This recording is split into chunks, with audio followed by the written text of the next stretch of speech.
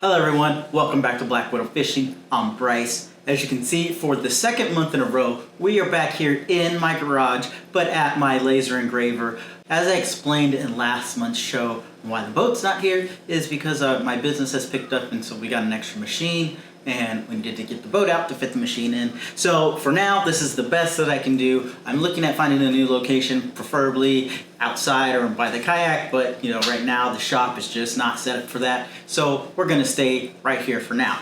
And as you can see, we've got our mystery tackle box and our monster bass box in our year-long competition. So if you don't remember the score, it'll show up right here. Okay, now that we've done that, if you're ready to see what is in both of these boxes and what we think, come on back.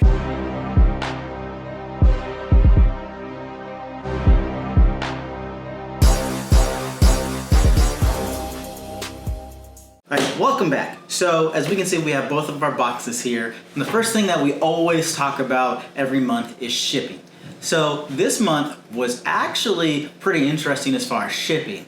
Both boxes came within a decent amount of time, and by that I mean that they came several days before they normally do, which is always a benefit to people who are looking to get their boxes, and it's been one of my chief complaints for both boxes really. So the interesting thing that we had is for those of you that are in the United States, we had a holiday. Some people, like the federal government and stuff, celebrate Columbus Day. I don't. We can get into all the politics and what you want, and California as a whole does not. And I think they call it like Indigenous Peoples Day instead, but people still go to work. Anyways, we had that holiday as well as, I believe, Labor Day not too long ago. So that kind of had an effect on shipping. So what was really interesting is that the mystery tackle box actually shipped on the 1st of the month, and the monster bass box shipped on the 3rd of the month. 3rd or 4th, one of those days. However, the monster bass box actually came almost 3 or 4 days later. So it was actually really quickly. I believe the date that I actually got it on might have been the 9th or the 8th, and today is the 13th. The mystery tackle box I actually got just yesterday on the 12th. So it shipped before and arrived later than monster bass, which I was thoroughly surprised. I don't think I've ever really had that happen before, where mystery tackle box comes after the monster bass box. So for this month for shipping, I really have to give the point to monster bass. However, I can confidently say both shipping speeds for this month were okay. And because we have to give a point to somebody for that, it has to go to monster bass, but like I said, both of them were great. So the first box that we're going to get into is our mystery tackle box, and that's what we always get into. Let's get that out right here.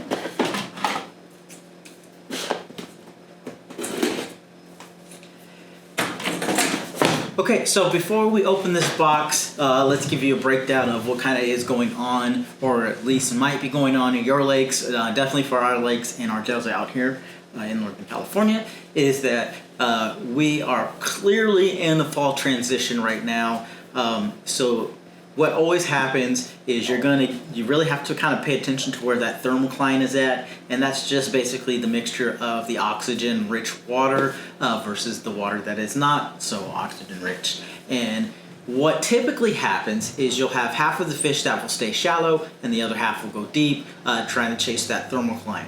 And fish are really going to start feeding really heavily right now as they prepare for that colder water and really hunkering down for the winter. So right now, the fall bite is definitely on.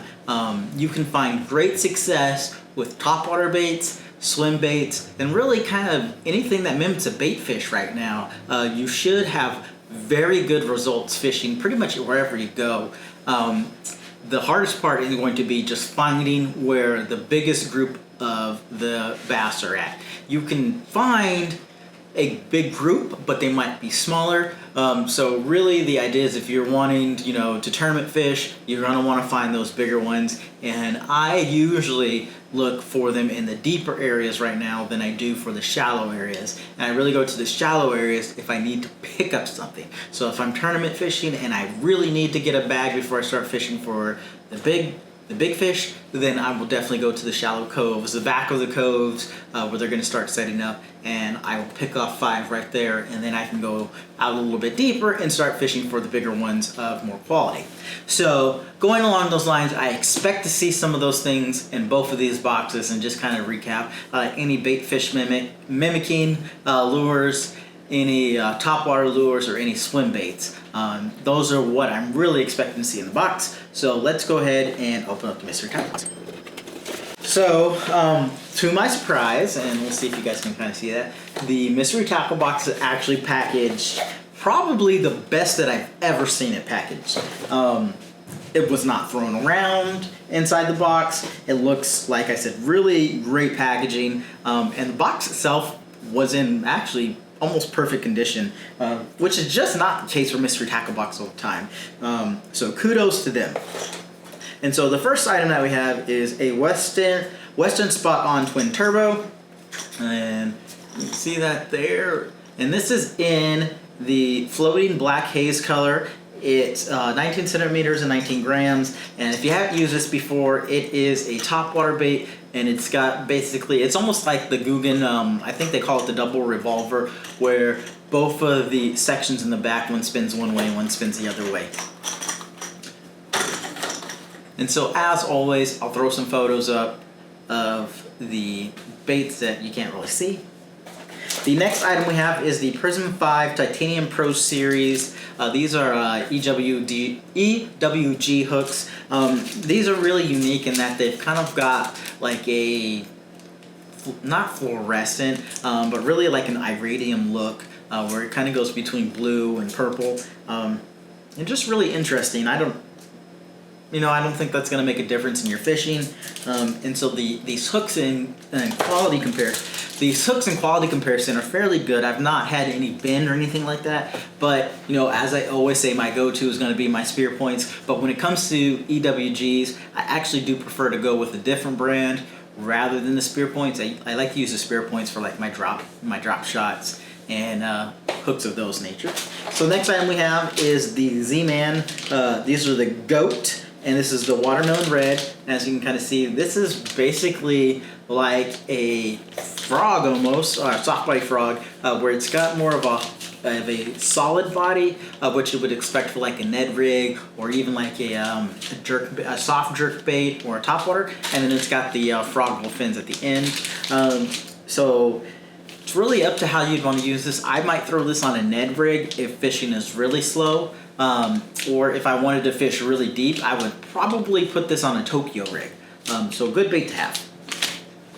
The next item that we have is the Weedless Bull Shad, or the Weedless Baby Bull Shad by Catchco. And so this is going to be a jointed body topwater bait. And so basically you just kind of swim this thing through the water. And, as I said, we're looking for swim baits. We definitely have a couple of swim baits already. This is a really good one. You can really kind of get those, if you find the bigger fish, you can really try and get those fish to come out and chase after this one. The next item that we have is the Chinoy Shad. And this is like it's like a spy bait, really. It's a smaller kind of bait fish profile. It's got really unique colors, pink and kind of purplish, but it has a little blade on front, and it kind of disturbs the water as you fish this. I have a couple of these. These are okay. These are not my favorite, and the reasons why they're not is that they're extremely light, so you really have to have really either a casting rod, or you have to be on a BFS setup to kind of really get the benefit out of those. And then I've noticed that, the fin in front really, even though, or the spiral propeller in front, even though it's there and they say, it kind of helps disturb the water, I found that it often will get tangled in my line or just not spin at all, just based on the design. So I don't really find a benefit over that one versus using some other like more traditional spy baits or even jerk baits for that matter.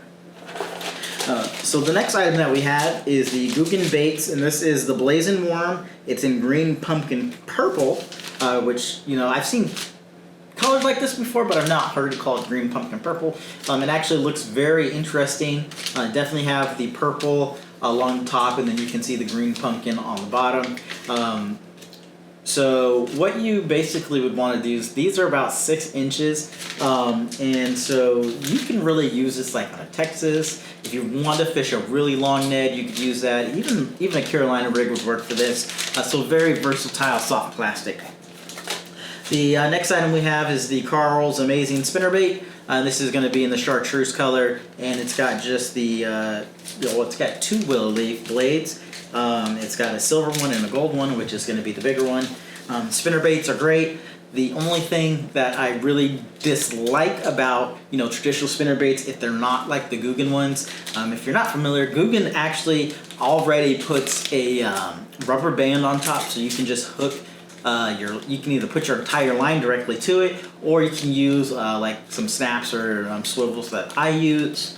And if you put that rubber band there, it kind of stops your line from going up and down the wire of the spinnerbait, so you not have to constantly fix it and adjust it. But when they don't have these, I keep a package of like small little hair tie rubber bands, either in the kayak or the boat, and then I put those on there. I just wish companies would start including those more. This has been a problem since spinnerbaits have come out, and Guggen has really been the only company that I've seen that has actually addressed the problem.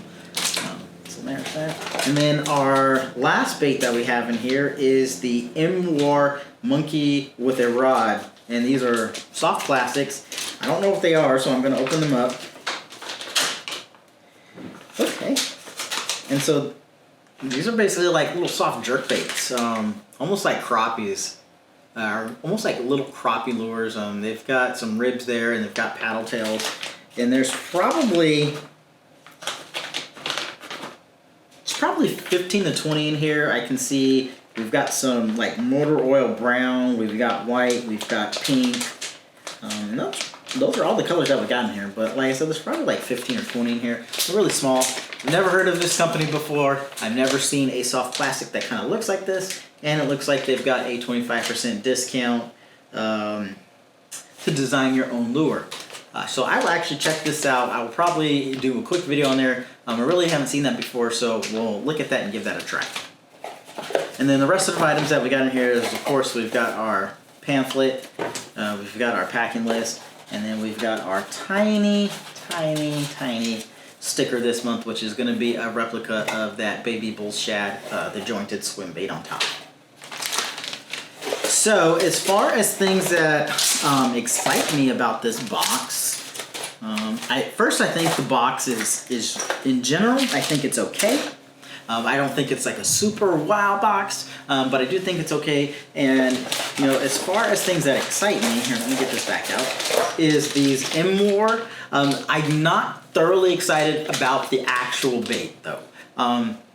It just looks like something that I typically would not use. I'm sure it is effective pretty much everywhere if you use it, but it's just not something that I would use. And I really don't throw any kind of pink colored baits at all. I do throw some motor oil and some white ones or bone, just depending on the particular situation, but I rarely ever throw pink.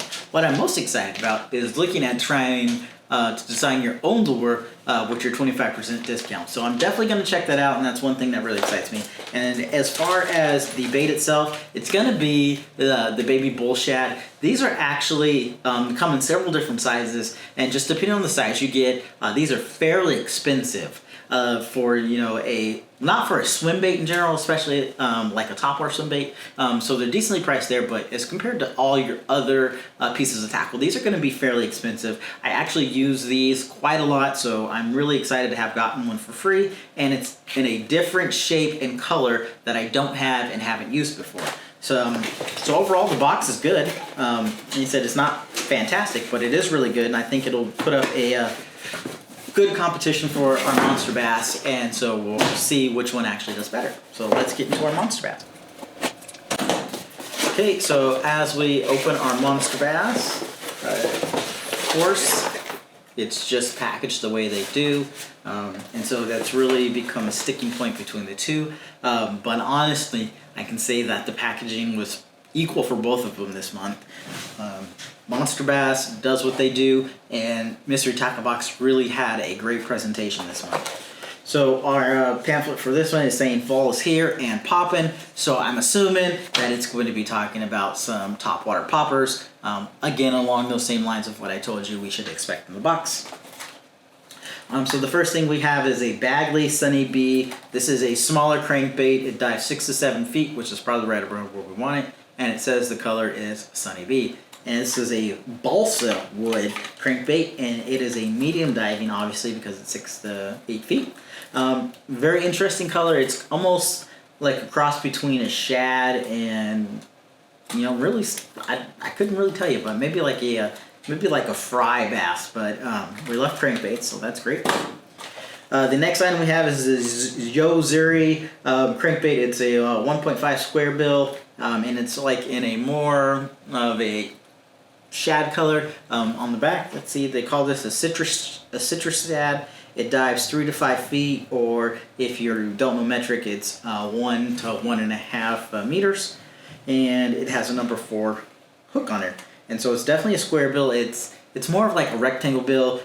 Yo-Zuri really kind of has the flared out front of the square bill rather than just a traditional straight square.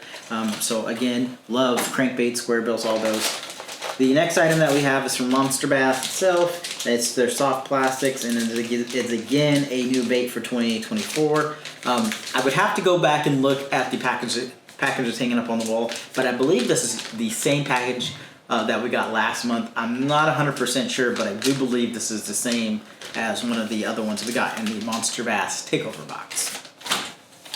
The next item we have is the X-Zone, and this is their black chunk. And so basically chunks go as they go as trailers normally, and so it's got like a really short frog design or frog body, and then it's got these really big like craw-like tails or craw-like fins on the back. And this is definitely it's a dark purple color, and the sticker's kind of worn off, so I can't really see what color they call it, but if it was up to me, I would call this almost like a dark purple or like maybe even a shadow. So interesting. The next item we have is the Excite. So these are floating, they're definitely bait fish replicas. I can't tell you what kind of bait fish this would be replicating. It does have the color of a shad with some purple and gold flake in there. But these are very similar to those baits that we got in the mystery tackle box that I told you I wasn't really excited about. I don't have any of these, but I will obviously use both of them. But these are floating, so these are almost like tiny topwater jerk baits. And again, you're gonna either want to use a spinning rod or a BFS system for this. And then the next item that we have is the Excalibur 3/8 ounce spinnerbait. And I take back what I said earlier about Guggen being the only one to address the issue. I've never heard of this company before, but they have a willow leaf blade and a Colorado blade on here. Both are silver, and this is in a black and blue color. And they actually have the metal twisted to provide you that loop that accounts for that sliding. So I really haven't seen that before. There might be a couple of other lures out there that are companies that actually do that for the spinnerbaits, but I just can't really recall right now if I've seen that before. So I think this is a step above the Guggen one where they just put the rubber bands on here, because this is not going to break. And then the next item that we have is we have a V&M. This is a black and blue swim jig. So again, not something that I would typically throw at this time. Jigs are good, all year round, but I find that I just have better success with some of the other options rather than a swim jig. And I really only throw a swim jig or a football head jig or any jig at all generally at this time when nothing else is working and I can't figure out what's going on or what the pattern is. That's when I start trying everything. So that's really when I would throw a jig at this time, at least until we get a little bit further into the colder water months to where I can just kind of sit the jig down there and just kind of give it a little jiggle every now and then. And so the last item that we have is spear points. So it's become pretty much, it's almost become pretty much standard to get a pack of spear points in all of your Monsterbass boxes. At least that's what I can recall for this month. And I use, like I said, I use spirit points all the time, but I get so many in the boxes, and I rarely lose these or get broken off, is that I'm starting to get an abundance of these, which is always great to have hooked. And these are going to be our GP Finesse, the 1/0, it's the 6-pack. And so basically the GP Finesse is really kind of like their flagship hook, where they've got that V-notch in there that allows when the fish bites on, it kind of slots them in there, and which kind of prevents them from getting off, because it doesn't allow them to get any leverage on the hook when they're throwing their head or anything like that, which is why I really enjoy them. Okay, we've got our golden ticket in there, and then we've got the Kiss My Bass. Actually pretty good. Sticker, it's in red, white, and blue. I've seen this saying before, but I don't have a sticker with it, so it's actually a pretty good sticker. So of course we got the spear points, and I'm kind of going over the things for this particular box that I enjoy. Is everybody who has watched the channel before or knows me knows that I love crankbaits. Crankbaits and jerkbaits. I don't care what form or fashion they come in. I always like them. So I think they really did a good job with 2 of those. And then, of course, the spinnerbait with the integrated line or swivel protector right there, just to kind of keep it pinned. I think this was a great addition, and I wish more companies would do that. So as far as the boxes go, I think Monster Bass has a better box this month.